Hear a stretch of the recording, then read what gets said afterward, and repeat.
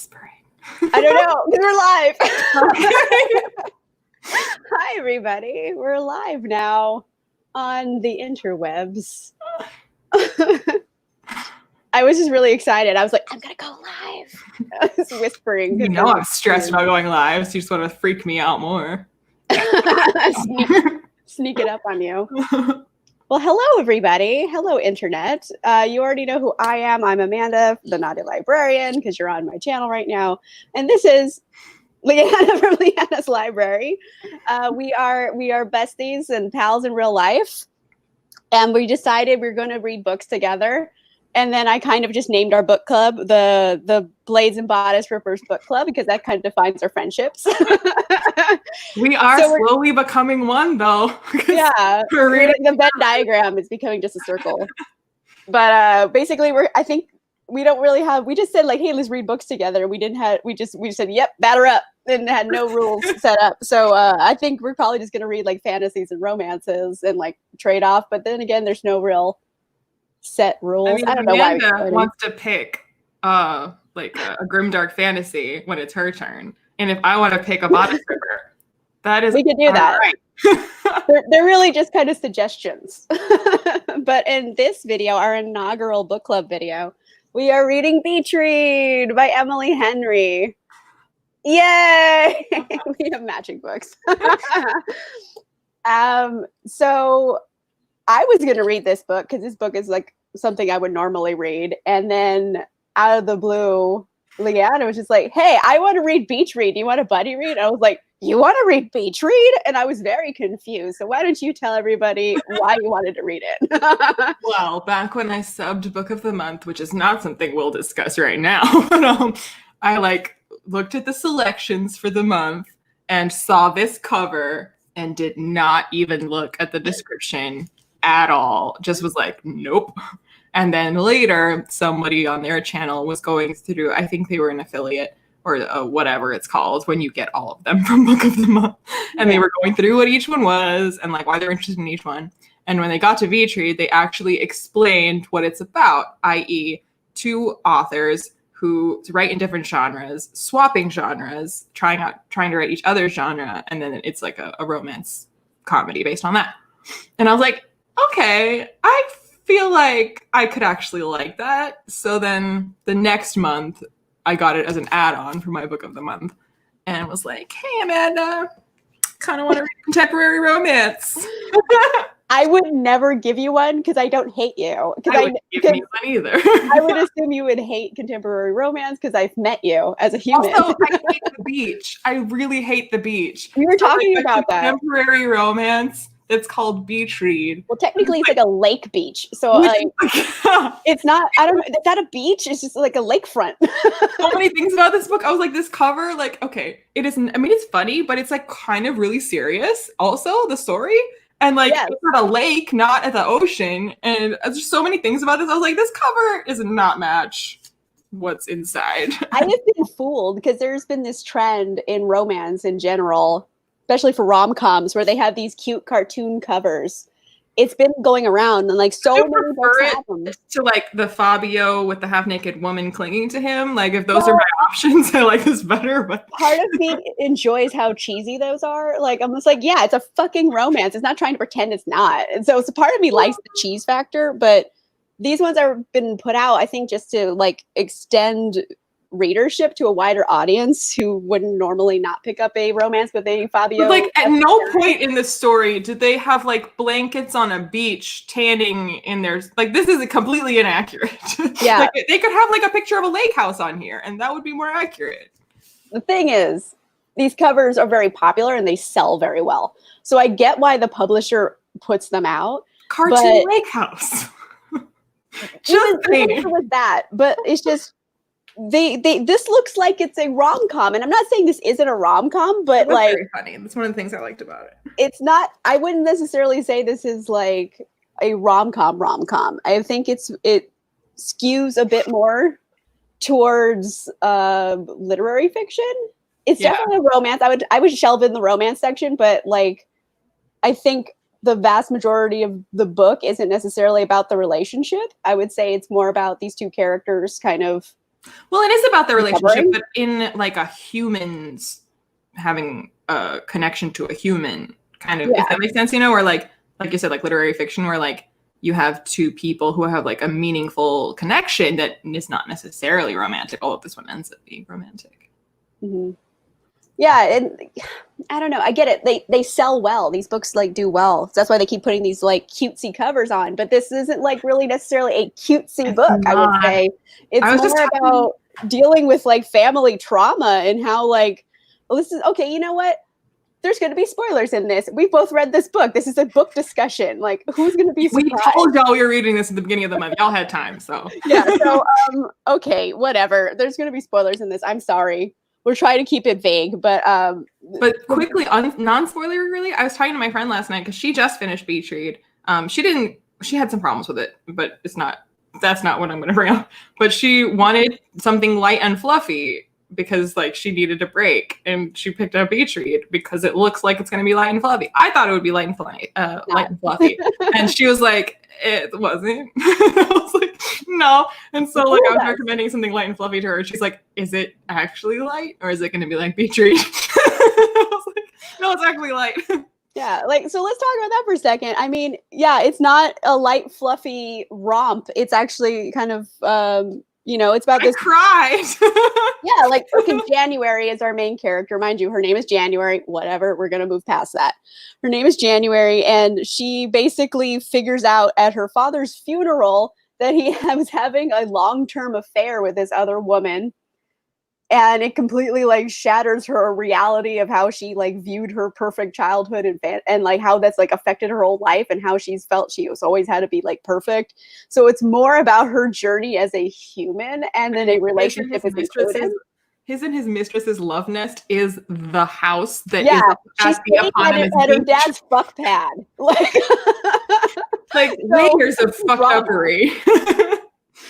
And then wouldn't you know, the next door neighbor is this guy that, of course, she went to college with and were rivals with. Of course, that's who's going to be your neighbor.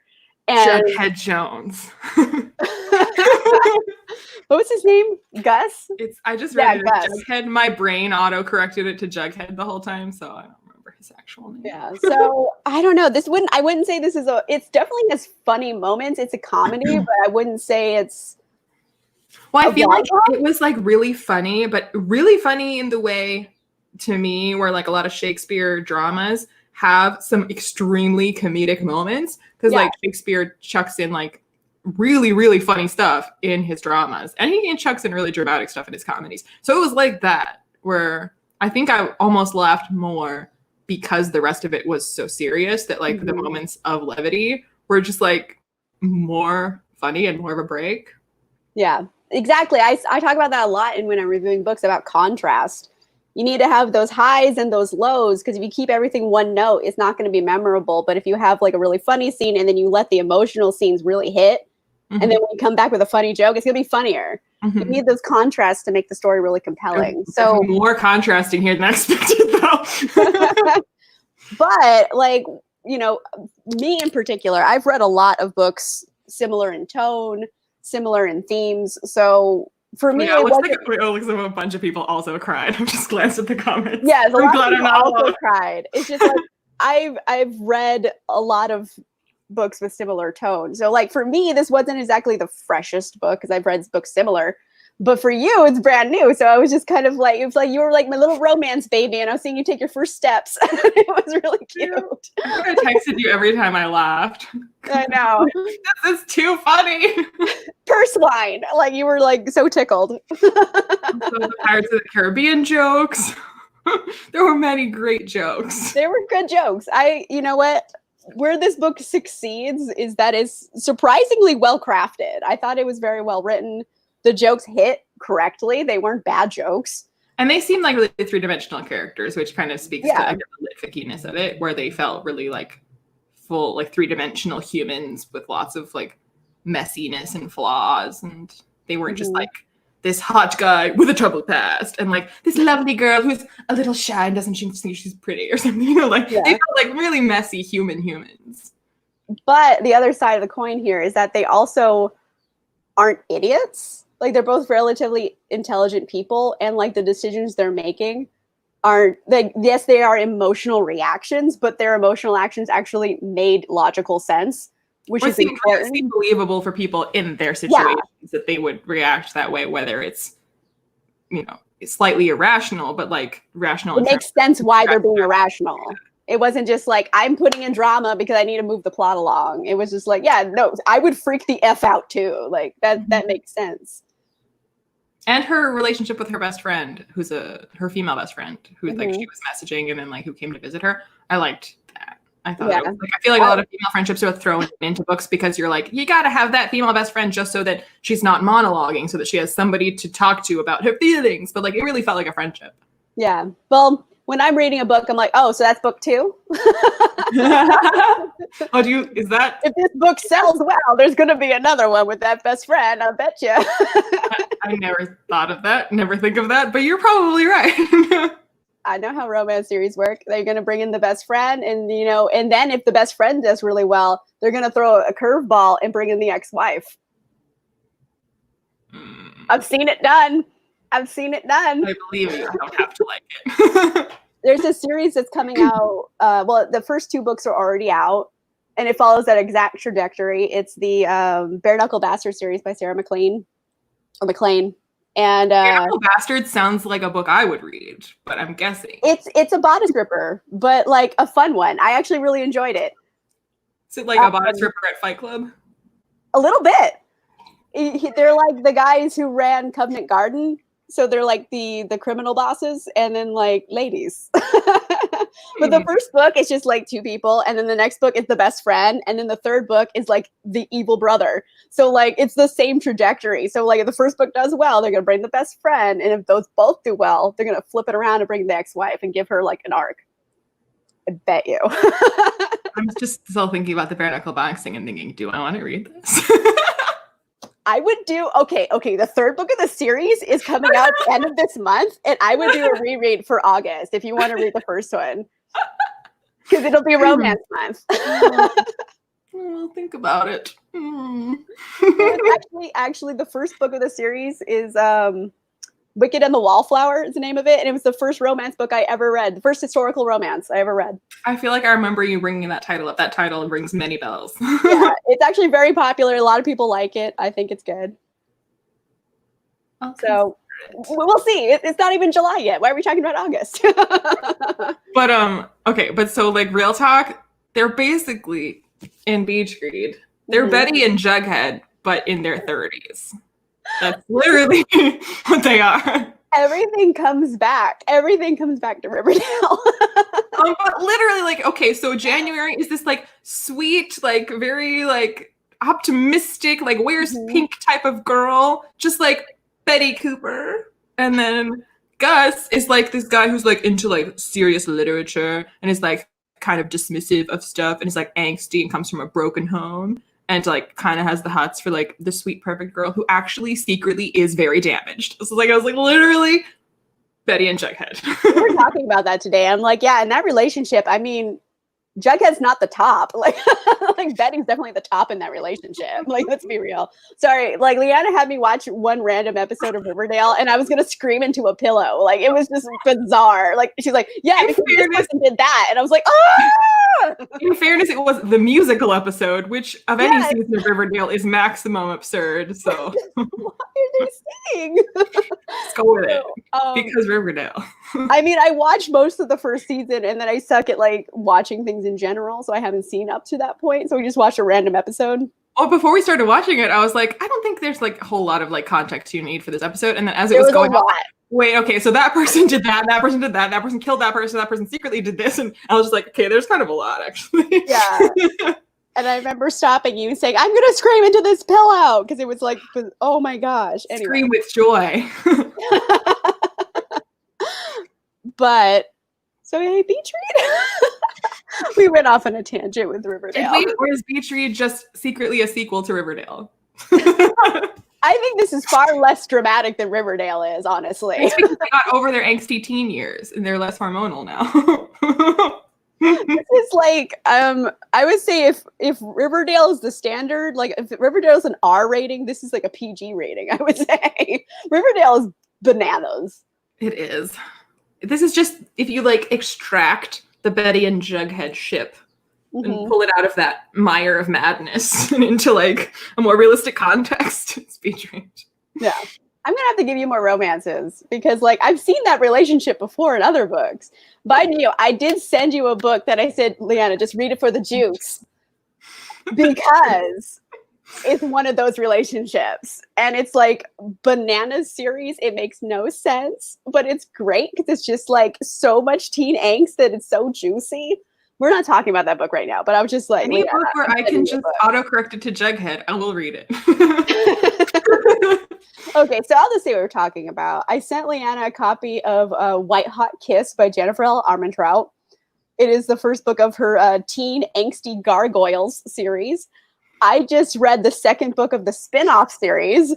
I've read literally everything by Jennifer L. Armentrout. She is the queen of angsty teens. She writes such good angsty teens that like I feel like they're actual teenagers and she's not being inaccurate and like saying like how people text.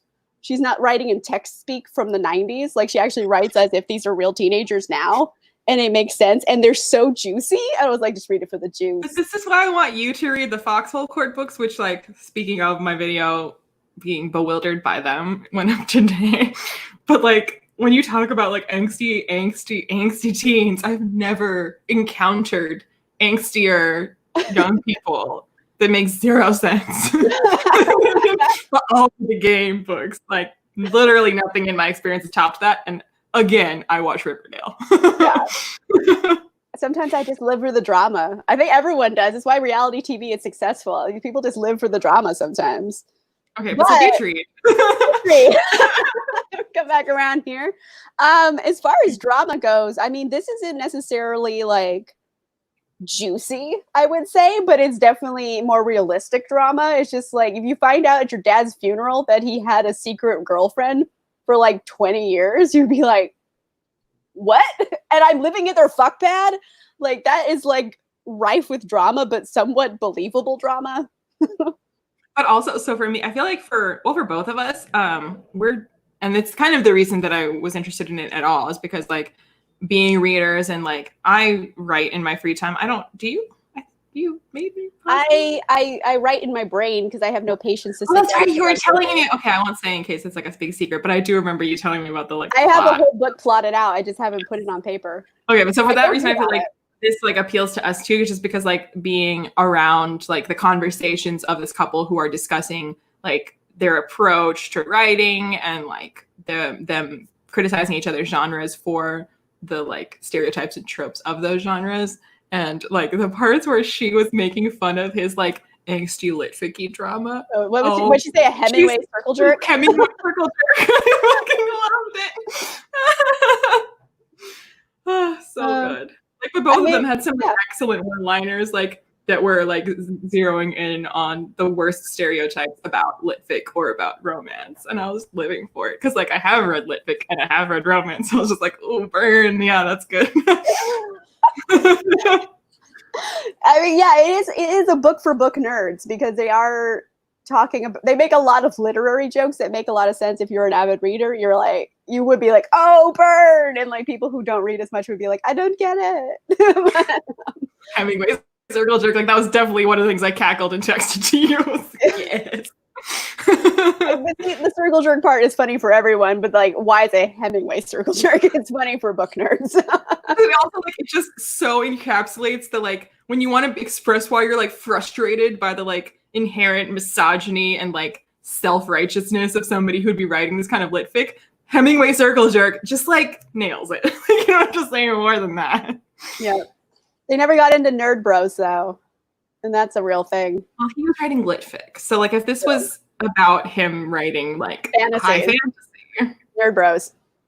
Sorry. Our friend group, Liene and I have a few booktube friends. And I know Mara's in here, Books Like Whoa, is in the chat. And we have, like, a little book club. We all talk about books. And one thing A book club where we just shout about what we are currently reading, apropos of nothing. It's not a book club. We just yell at each other for, I like this book. Hey guys, I just read this thing. I'm going to talk about it now.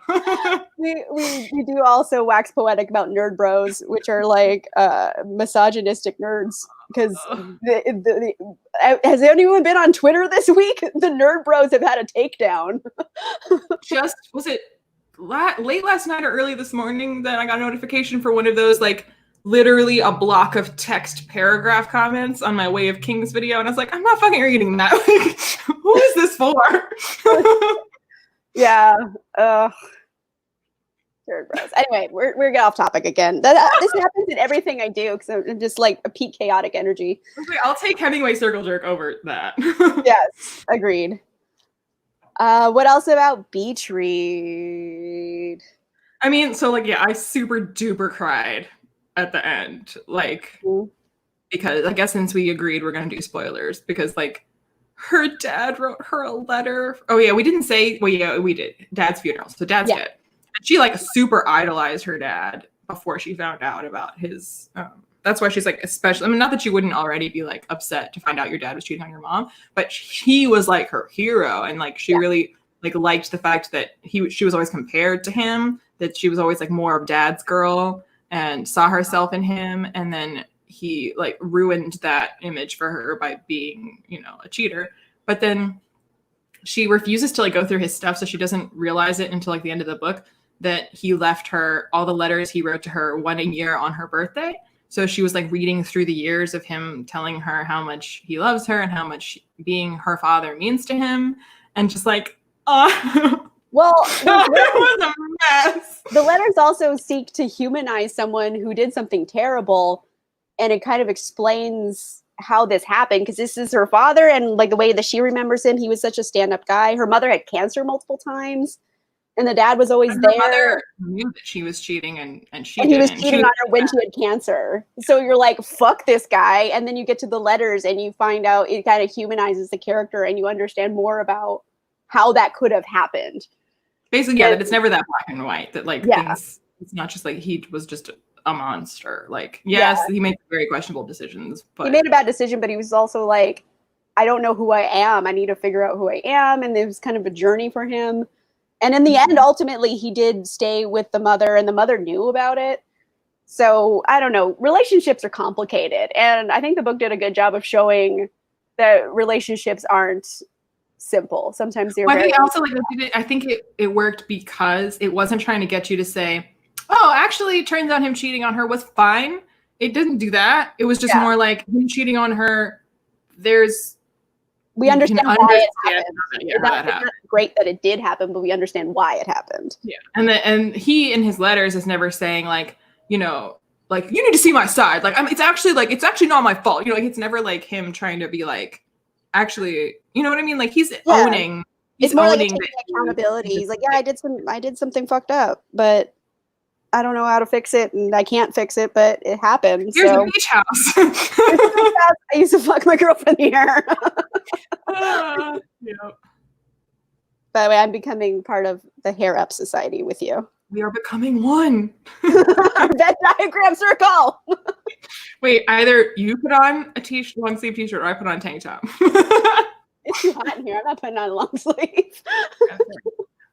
My shirt has like glitter skulls on it that you can't see. Maybe I'll show you guys. Glitter skulls. That's just a boob. Hold on. Glitter skulls.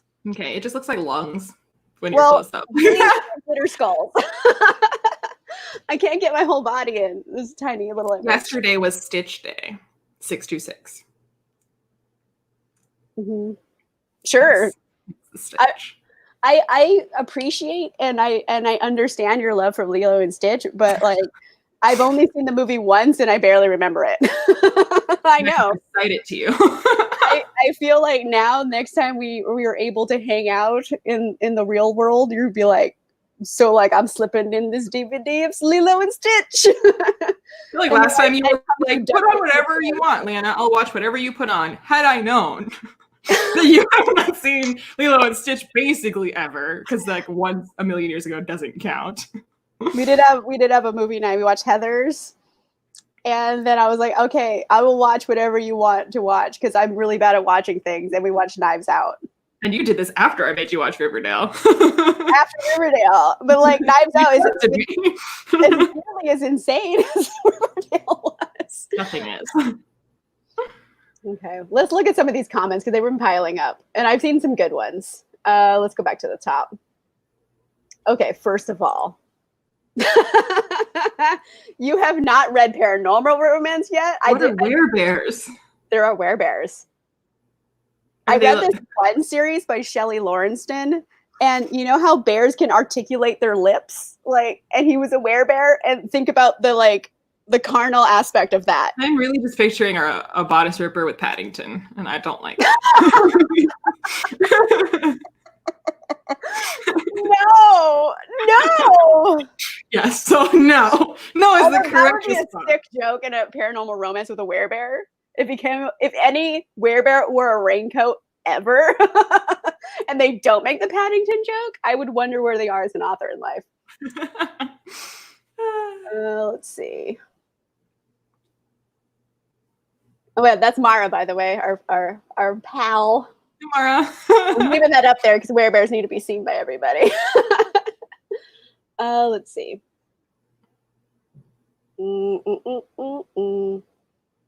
So a lot of people are agreeing with us with a lot of stuff. That the book had a really good arc. But this one had the conversations between the characters felt weird. We were talking about that for a hot second, that the characters felt three-dimensional. They didn't feel like caricatures. And their banter, it was quippy, but not in like, look at this author being quippy. You know what I mean? Like, it felt like authentic quips. They were, they weren't forcing jokes. I've also read a lot of, we both read probably a lot of books where like they're trying so hard to force jokes down your throat that it just stops being fun. Yeah. Let's see. Comments.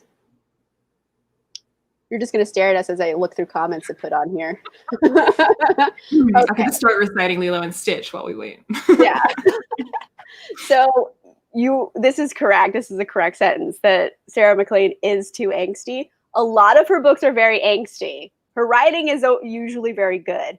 However, the Bare Knuckle Bastard series is an angsty series that like I like anyway. Because I usually like funny, but this one is angsty, but like it's a good angsty.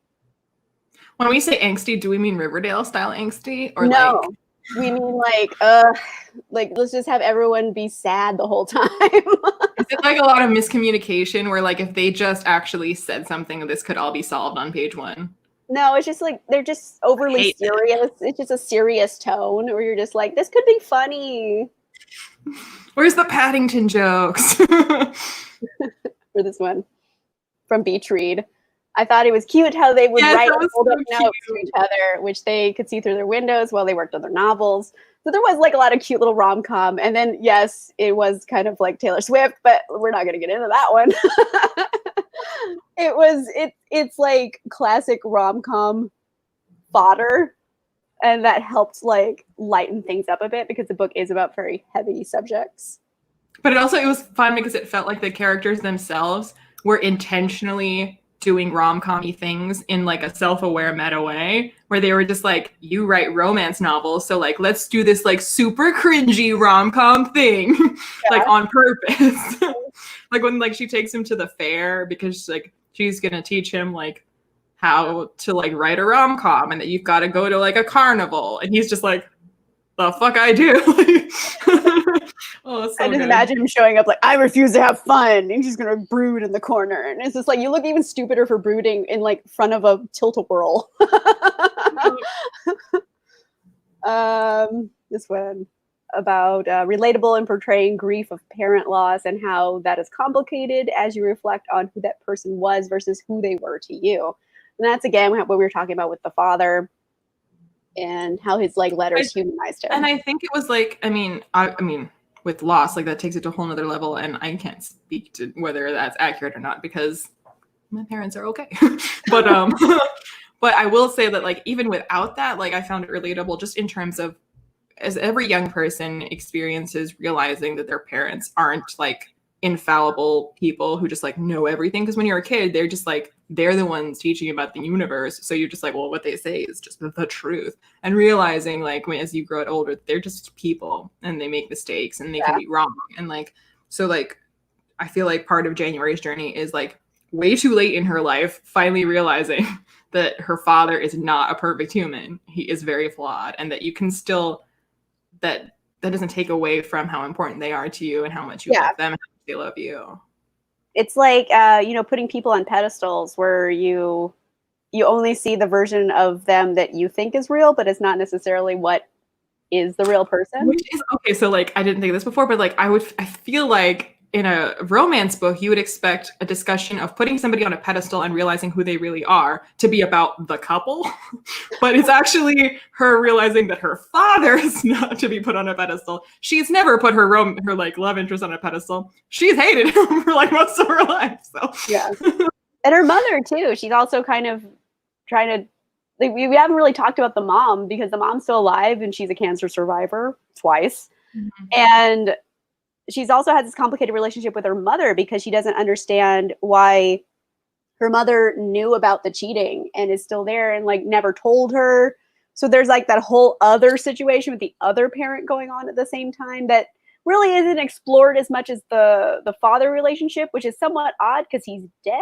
But also, she like resents her mother for the fact that she, even though no one asked her to, she felt like it was her responsibility to stay happy and to be like successful, so that her mother would be happy and have a reason to live, and like she wouldn't be an added burden to a mother who's died or like has had cancer. She obviously didn't die. But the fact that like after all this, she feels betrayed somehow because like, yeah, like her mom had cancer, but like she kept this dark secret, and that like she feels like she's wasted her life trying to please a mother who had cancer when her mother like kept this from her. And like there's that moment I think where she's like enraged, but she can't express why, because she spent a lifetime never ever expressing rage to her mother because her mom has cancer. So like, don't stress her out, don't upset her. So she has all this bottled up like resentment that she just like spews at her all of a sudden because she's like overwhelmed by everything. And I thought that was handled really well and realistically. Yeah, exactly. Like it's, I don't know. I don't want to talk about my relationship with my mother, but sometimes you just are like, I don't understand you and I don't know how to put that into words and I'm so frustrated. Mm-hmm. So I think it's something that probably everyone can understand with their parent relationships. You're just like, I don't understand how your brain operates and I can't like communicate that to you. So I'm just going to be irrationally angry. Yeah. One does. Oh, okay. Okay. Let's see this. So is it Chris? Yeah, that's my friend. Oh. Who I said didn't really like it. So Chris was annoying and the mom was not relatable. And I mean, it depends on the reader. And if that's your, like how you see the world in your life, you're not going to be able to relate to everybody in every book. So it's, dependent on the reader and their life decisions or life path. I don't know. I am interested though. I mean, because like you did point out just now that her relationship with her dead father is far more like gone into and explored than her relationship with her alive mother. And I wonder if that all like the author herself has like a closer relationship with her father, and so she just kind of like didn't really go into the mom side. You know what I mean? Like just like as an unconscious bias on the part of the author, because it is like I didn't really think about it, but it is kind of strange that I don't feel like I ever really got to know her mother. Her mother seemed the most two-dimensional of all the characters in that book. She wasn't really fleshed out, and I agree. Like I would. Gus's ex, I felt like I knew better than January's mom. Yeah, I don't really think the mother is necessarily supposed to. I think I don't know. I think the mother being kind of a mystery worked in a way, because I feel like it's indicative of January's relationship with her, where she's just like, I don't understand you, and I'm never going to understand you. So we, the readers, don't get to understand her either, because it's not explained. It's just kind of like, yes, this like woman who had cancer found out her husband was cheating, and she is, I don't know. It's not that she's okay with it. She's just accepted it.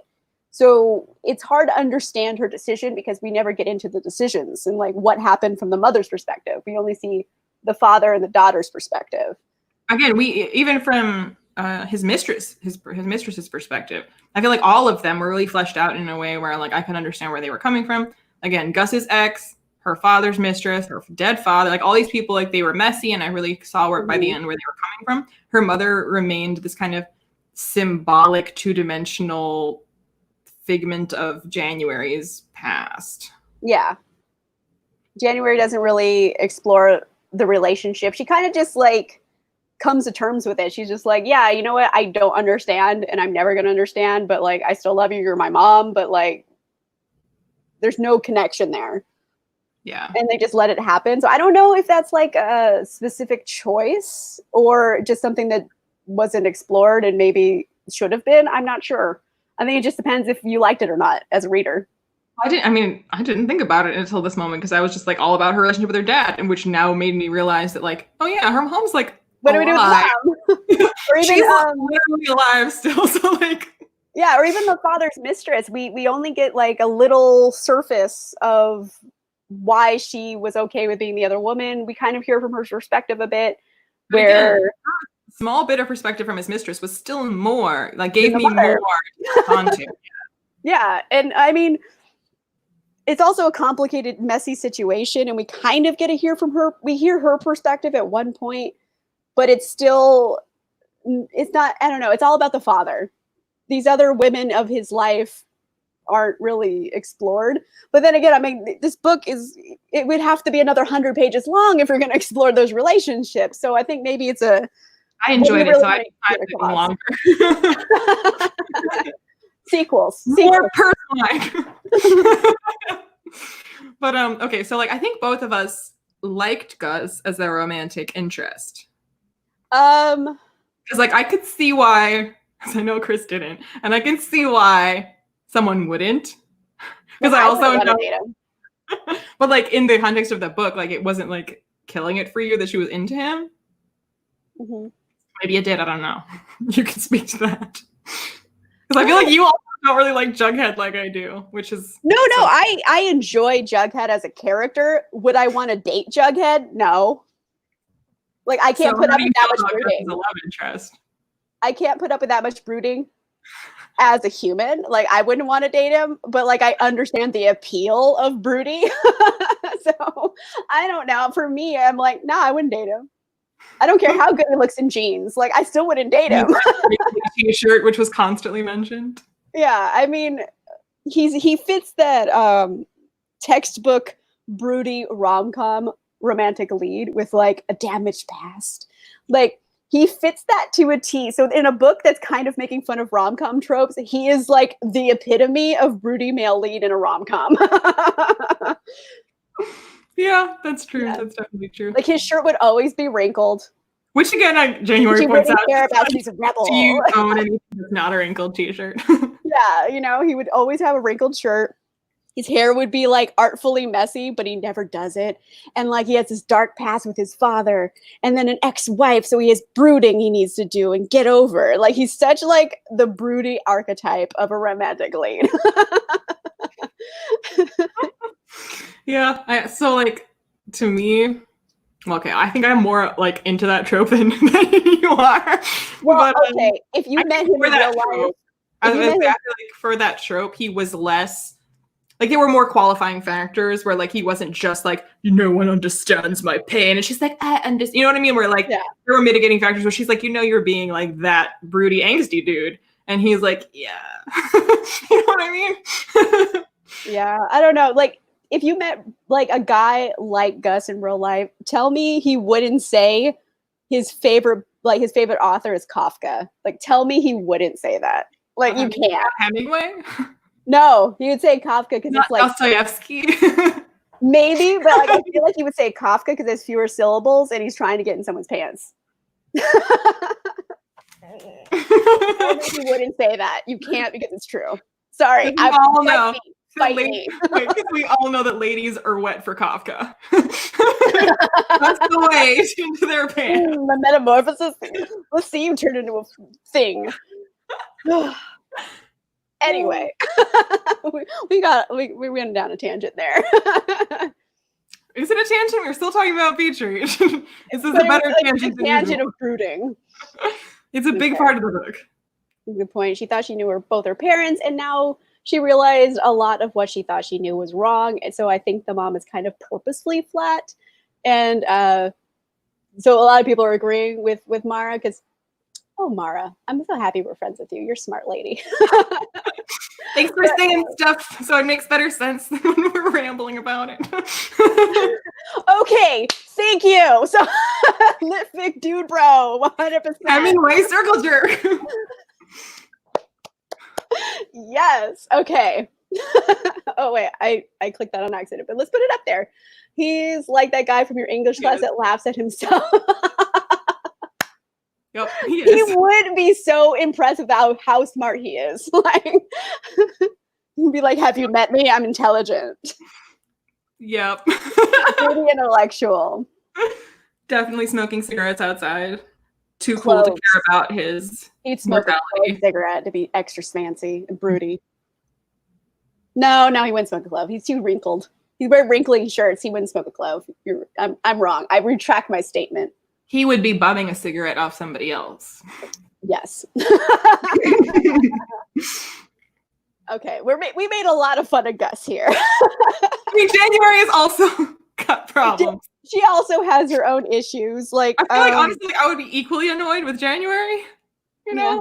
Like if we're talking about knowing them in person, like being her best friend would be exhausting. I feel like I would have been friends with January because like a lot of my friends have been like perky, and I'm just like, I don't understand why we're friends, but we're friends because I'm kind of more aloof as a human. But I understand. I don't know why perky people want to be my friend. I have had the same experience. Yeah, I'm just like, I don't get it either. But I feel like I would have known someone like January, and I would have been friends with her. I don't know if we would have been best friends, but like I would go to a party and drink with her and have a good time. So I feel like I might have been friends, like not besties, but she would have been in my friend circle. And I feel like I would have vocally like made fun of and constantly like been a bitch to Gus, but secretly want his approval. Like constantly. So I really related to Beatrice because that's kind of what she did. She was like constantly annoyed with him, but also just like, God damn it. I really want him to like be impressed with me. Yeah. Gus, I'm not like other guys. He would say that. I thought it was so funny though that she just like refused to read his book because she was like low-key jealous, and he read all her books and the dedications and was just like it kind of like whenever I've like talked to guys and found out that they read Pride and Prejudice and not for school, and I'm just like it's like, okay, you can stay. Don't tell me you like Kafka. Tell me you read Pride and Prejudice in your free time. Although if they come up to me and they're like, I like Anna Karenina, I would be like, get the fuck away from me. Sorry. Leanna knows my hatred of Anna Karenina. Why the other day I was like, why do you have this fancy? I have a really fancy copy because it's the copy I read and it's gorgeous, but I fucking hate it. I'm sorry. I know I'm a monster because so many people love Anna Karenina, but I'm like, fuck her. I push her in front of that train again. Fuck her. I hate Anna Karenina. Sorry, spoilers. The ending. It's been out for a while. Like, I don't think you have to worry about Tolstoy's spoilers. It's been out. There's been movies. Got Anna Karenina. I hate Anna Karenina. I can't be the only one. Also, okay, so similar experience to reading Seven Husbands of Evelyn Hugo and Daisy Jones and the Six, because they talked about him writing the, I guess, romance. Didn't really turn out to be a romance. The book that he's like writing because of their like, because that is, we haven't talked about that at all, but they did switch genres to write each other's genres, but they ended up kind of writing their own genres anyway, still just like with a twist. But when they were going and describing kind of what their books ended up being about as they were writing them, I was like, I want to read those books. Like, I want to read this like, cult drama romance, and I want to read her like circus family drama thing. Like, I want to read those books. They actually ended up writing books outside of their genre, kind of Kind of. They basically wrote their genre, but with a twist. So she kind of wrote a family drama. She wrote a romance, but that wasn't actually a romance. And he wrote he wrote a romance that's not actually all that romantic because it was like, oh, that Nicholas Spark ending of his book where they all die. Sorry. Anyway. When she's like, "That's your happy ending," and that's your happy ending. He's like, absolutely not kidding. He's like, "Yeah." They both get hit by a truck. That's how it ends. That's happy. And she's like, he was like, "They died happy," and I was like, "They get hit by a truck." Yeah. Anyway, so yeah, they both write. I think Gus might have been less successful at writing a romance than January was at writing literary fiction. But, you know what? He threw a romance in there, and what a twist ending. I feel like me as a reader, if I picked up that book and I got to the end and that's how it ended, I would have thrown it across the goddamn room. I mean, like, fuck this book. I would have been so upset. And then if I would have read January's, I would have been like, oh, that's a nice ending. Like, I would have been okay with it. Gus writing a romance is like Abercrombie writing fantasy, where it's like taking the like classic romance arc, or for Abercrombie, the classic fantasy arc, and just shitting on it. What did I say in her other video when I read First Law? I was like, all right, I guess just spit on me then, because that's how I feel like Joe Abercrombie is just spitting on us. Again, this is like Gus having like the happy ending of this romance is that they die. Yeah. So like Abercrombie being like, the hero is a jerk. Yeah. Like they escape the cult. Yeah. They escape the cult. They're happy. They're in love, and they get hit by a truck at the end. And it's like, that's certainly an ending. Mm-hmm. There's something to be said for dying happy on impact.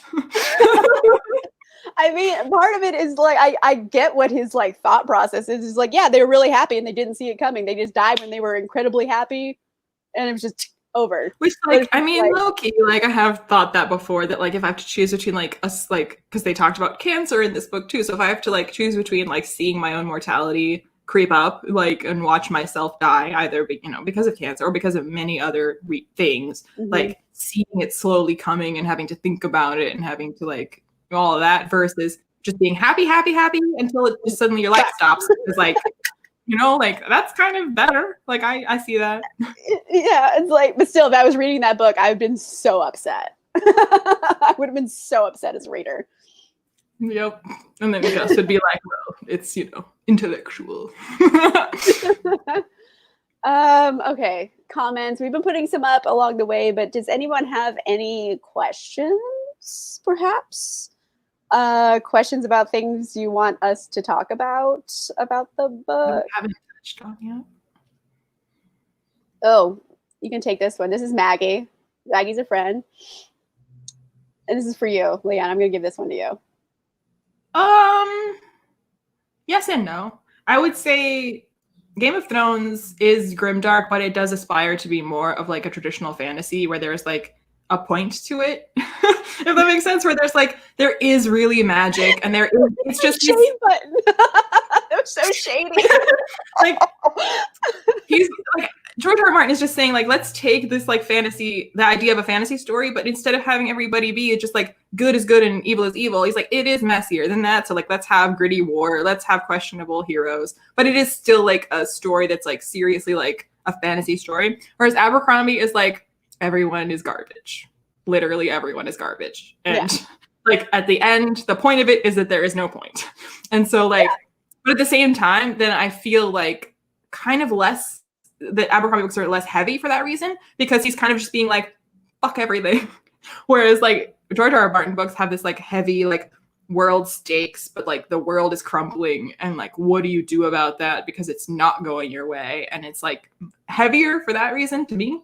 I think like George R. R. Martin, he writes a lot more about like fate and destiny. Yeah. And that makes a book a lot heavier than like if you throw in like prophecies and world changing things. And then Joe's just like, yeah, nothing fucking matters. Yeah. So it's kind of lighter. Like Daenerys or Robb Stark, who really like want to change the world for the better, who like see themselves, cast themselves in that heroic narrative. Yeah. Whereas no one in an Abercrombie book really does that. Like the person who's filling that role of the like the young chosen one type hero, Giselle, he has no interest. He has no interest in helping anybody but himself. So he's never like upset and disappointed that he fails in his mission to like save the world. He's not trying to do that. Nobody is. Everybody is like, I'm out for number one. I'm only pissed if number one is hurting. And like, you know what I mean? So like it depends on what you mean by dark. So if you mean dark in terms of like grittiness and violence, Abercrombie's possibly got like just in like volume more instances of gritty which book it is. Yeah. Just all the times Glockta tortures people. Just like there's like a more like visceral, gritty violence. But in terms of the tone, the way that I feel about them, I don't feel as burdened by an Abercrombie book as I would by Game of Thrones. It's a different tone. It's definitely a different tone. I feel like Game of Thrones is trying to take itself seriously, whereas Abercrombie isn't. She's trying to take itself seriously. Is it not succeeding? Okay. Are there any more questions? You can ask us anything. Well, not anything, but like book related stuff. You know what? Anything. We can reserve the right not to answer your question if it's weird, but I don't think anyone's gonna ask anything weird. Okay, here's one. I actually just ordered 2 more because I've never heard of her because I ignore everything that's potentially in this genre until now. She wrote YA before, right? I don't know. I just found one that was compared to Stranger Things and I was like, ooh. So I ordered that one. I believe she was writing YA for a while, and I haven't read any of her other books, honestly. This is the first one I've read. I might read more of her books, but like I'll be honest, they're not high on my priority list because there's so many books I need to read. So I wouldn't say no to reading another one of her books, but I don't have any on my TBR at the moment. So yeah. Well,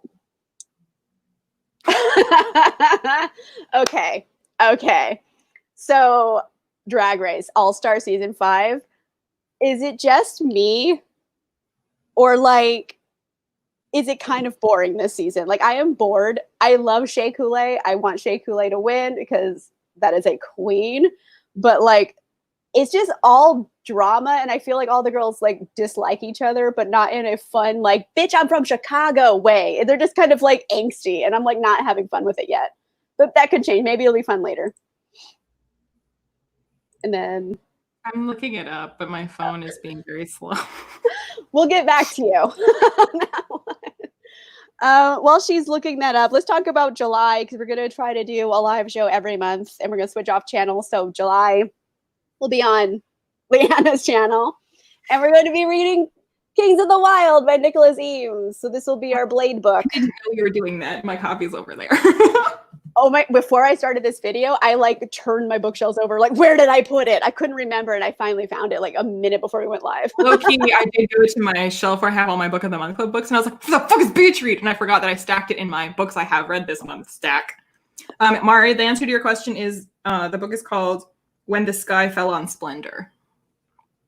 That's the other Emily Henry book that, or not the other, but that's the Emily Henry book that's like vaguely Stranger Things-esque. When the Sky Fell on Splendor. This is the Drag Race thing. I'm gonna throw this out here. Yeah, I don't get India. Why is India still there? Everyone's saying she's doing such a good job. I'm like, but is she though? Like, anyway, sorry, we're talking about Drag Race. This is about books. Yes. I don't understand why India is still in Drag Race. She's not my faves. I've never seen a single episode of Drag Race. I know nothing. We'll have to change that. But anyway, what were we talking about? July. Kings of the Wild. Let's see. Glory never gets old. Clay Cooper and his band were once the best of the best, the most feared and renowned crew of mercenaries this side of the Heartwild. Their glory days long past. The mercs have grown apart and grown old, fat, drunk, or a combination of the three. Then an ex-bandmate turns up at Clay's door with a plea for help, the kind of mission that only the very brave or the very stupid would sign up for. It's time to get the band back together. So this one seems really fun. It's basically supposed to be the idea of like taking like the idea of a 70s like rock band that's like way over the hill, that's like coming together for like reuniting for a tour, But mercenaries. Mercenaries. That was what my comments told me. It's like the fantasy version of Spinal Tap. Yeah, but mercenaries. Blades. Like, I expect this to be a hit with myself. Yeah. You did come up with this one. You've come up with both of the books so far. You're like, hey, let's read Beach Read. And I was like, okay. And you're like, hey, let's read Kings of the Wild. And I'm like, okay. So one day. Beach Read is not like a normal type pick for me. It isn't. That's what I was like, all right, let's do this. Let's do this. I think for August, I was like sending you pictures of bodice rippers last night. And I was like, let's read this. Yeah, which one did we end up settling on? The Sassy Pants book. I forget. Never Judge a Lady by Her Cover by Sarah McLean. That is tentatively our August pick. I'm not sure yet. But it's a lady wearing sassy pants on the cover. And I'm like, okay, wear some pants. We know how to get into it. Just drop some Kafka and you go. Let's see. Oh, more Drag Race stuff. I'm sorry. I control this comments. I can put Drag Race on here if I want. Riverdale stuff, I'd be doing that. You know what? Okay, here's the deal with Alexis Mateo. I like Alexis Mateo. She's not my favorite queen, but like Alexis Mateo also gave birth to Vanjie. So that makes me think a lot about Alexis Mateo, and it makes me like her a little bit more because she like explained it like earlier in the season where she's like, yeah, it's like Gremlins. I got wet one night and Vanjie was created. So I'm sorry, Leah, you're just staring at me like any of that. But I don't dislike Alexis Mateo. The drag queen gave birth to a gremlin? Yeah. Okay. Right. No questions. So there's drag mothers and then they have drag daughters who they get into drag. Mentor like, kind of thing? What? Yeah, like a mentor kind of thing. But also there's like houses of drag queens. Let's not get into that. This is going to be when I try to explain what smudging is to you. I'm still not clear on.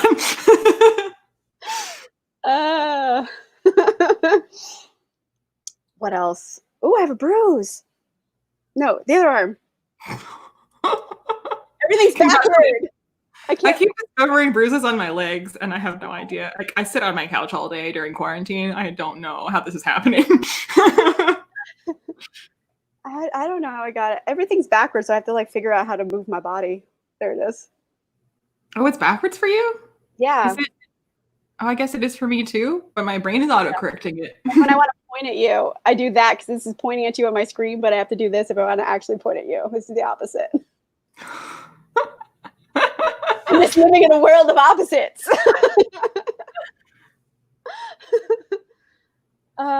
Okay, I think we went off the rails a bit. Any final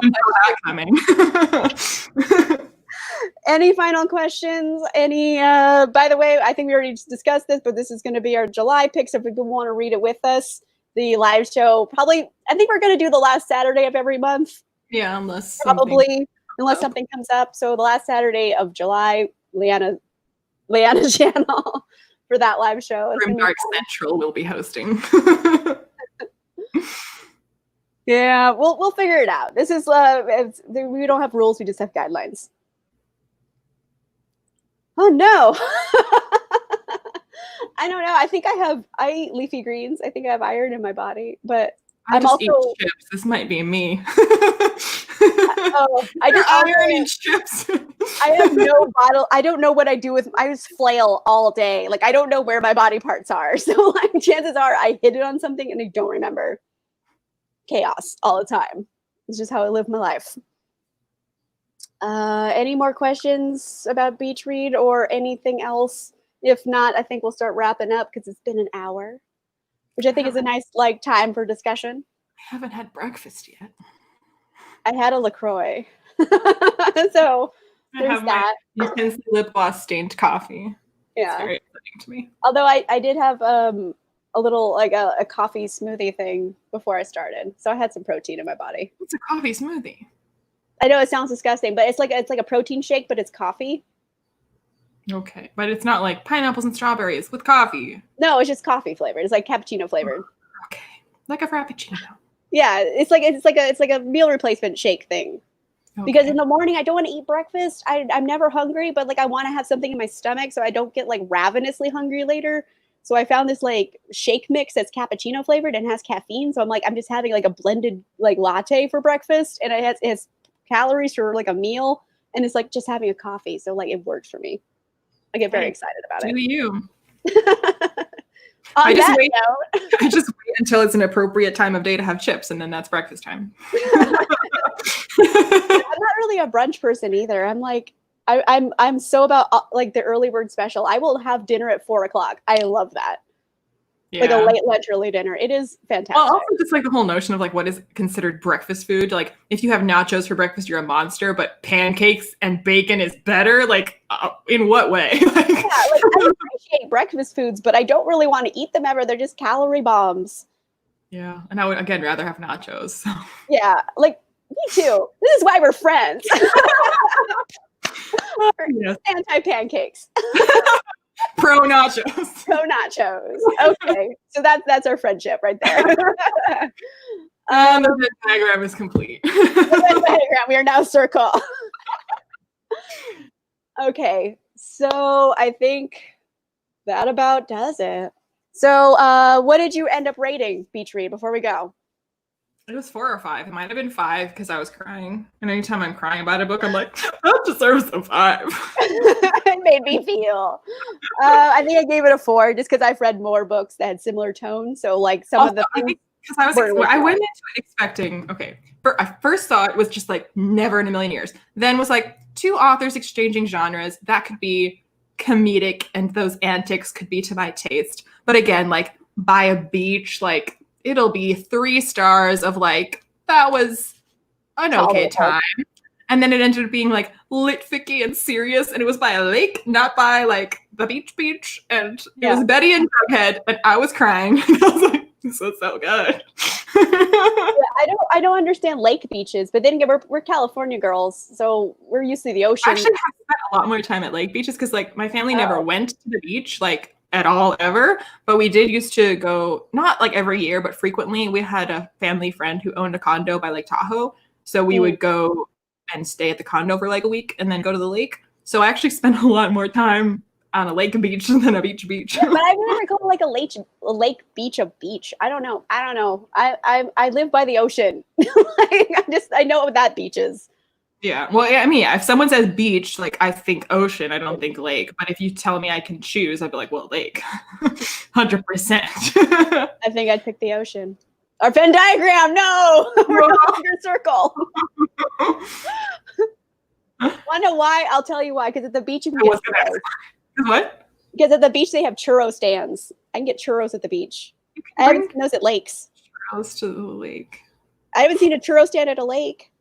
I like how like isolated and like crisp and fresh a lake feels. Like beaches just feel gross with like so many humans and sand everywhere, and it's hot. Lakes are contained in one. It's like one big bucket of water that doesn't like change. It's just like a standard. But it does though. Like it's not stagnant water. Like there's usually like a stream. Like there is like a stream. They come from somewhere. Like a pond. Okay. Stop. What are we doing? We're talking about nature now. Talking about a beach. It's relevant. Okay. Whew. Okay. We just went on such a tangent. But anyway, we both gave this 4 to 5 stars. I thought it was successfully a thumbs up. It was successfully plotted, well written. I enjoyed it. I've read a lot of books similar, so I've seen a lot of the concepts before, so it wasn't necessarily fresh to me, but that's not necessarily a bad thing. I mean, it worked. It was really successful. So I gave it 4 stars. It would have been 5 if it surprised me, essentially.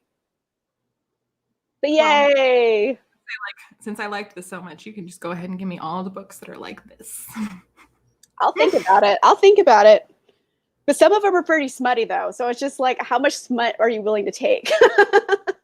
It's all context, honestly. When it's smut for smut's sake, when you're just like, okay, we've reached this page point, and we're like, by now we should have had some smut, so just put some smut in there. Then I'm like,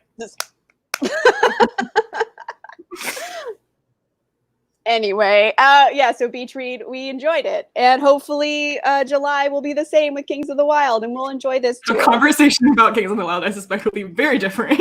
I suspect so. I think this book is going to be more like gallows humor as opposed to rom-com. I don't think we're going to be discussing like unpacking your relationship with your parents based on Kings of the Wild. Maybe. We haven't read it yet. Who knows? Very true. Very true. Okay. Thank you, everybody who was watching today. It was fun chatting with you. And yeah, so we're hoping to make this a once-a-month thing. We don't really have any rules. We just have kind of suggestions and guidelines for this book club. But if you want to read with us, you are welcome to. It'll be fun.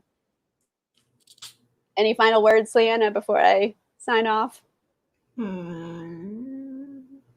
Thanks for having me. I'm excited for next month. On that note, goodbye, everybody.